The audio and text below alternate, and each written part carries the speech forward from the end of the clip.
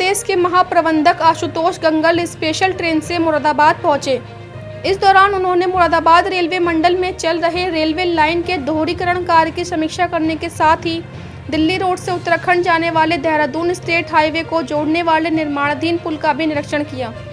साथ ही रेलवे अधिकारियों को जल्द ही अपने हिस्से का कार्य पूरा करने का निर्देश दिया। निरीक्षण करने के बाद आशुतोष गंगल रेलवे स्टेशन पहुंचे। यहां उन्होंने 4 रेलवे पायलट को सेफ्टी गाइडलाइन का पालन करने पर प्रशस्ति पत्र, मेडल और 2000 रुपये नगद पुरस्कार देकर सम्मानित किया। इस दौरान रेलवे महाप्रबंधक से भारतीय जनता पार्टी के नगर विधायक रितेश गुप्ता और समाजवादी पार्टी के सांसद डॉक्टर एस.टी. हसन के प्रतिनिधि सैयद मसूद उल हसन अपनी कई मांगों को लेकर मिले।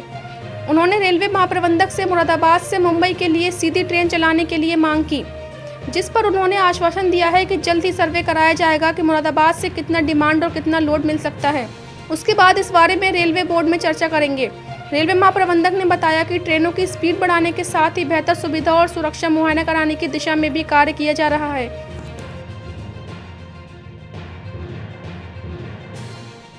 आज मैंने अपनी हेडक्वार्टर की टीम के सदस्यों के साथ और मंडल की टीम के सदस्यों के साथ रोज़ा सीतापुर से रोज़ा सेक्शन का जो दोहरीकरण हो रहा है उस कार्य का निरीक्षण किया। उसमें हमने टारगेट किया है कि हम दिसंबर माह के अंत तक हम उस कार्य को पूरा कर लेंगे। वो बहुत महत्वपूर्ण कार्य है, उससे हमारे को ट्रेनें चलाने में बहुत सुविधा होगी। उसके साथ साथ सेक्शन का निरीक्षण किया, उसमें सेफ्टी और दूसरे जो आइटम्स होते हैं वो सब देखे, यात्री सुविधाएं देखी और जगह जगह पर कुछ प्रतिनिधि मिले, जैसे रोज़ा में कुछ प्रतिनिधि मिले और उससे पहले जंग बहादुरगंज में कुछ लोग मिले थे। तो उनकी हम लोगों ने जो उनकी समस्याएं हैं या उनकी मांगे हैं उनको हम लोगों ने सुना समझा।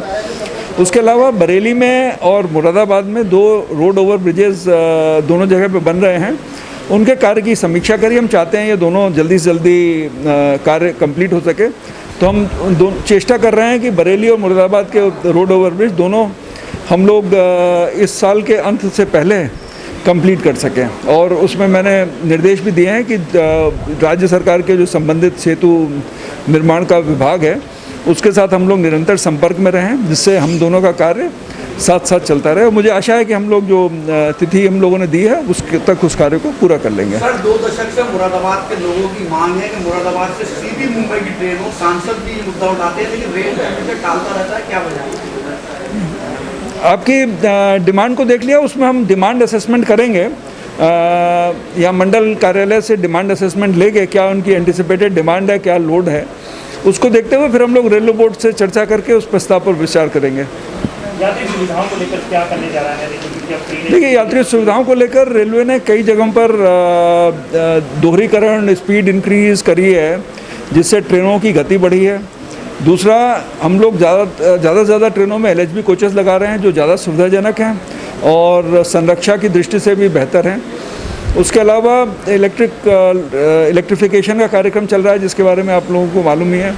उसमें भी हमारी स्पीड बढ़ाने में हम लोगों को सहायता मिलती है।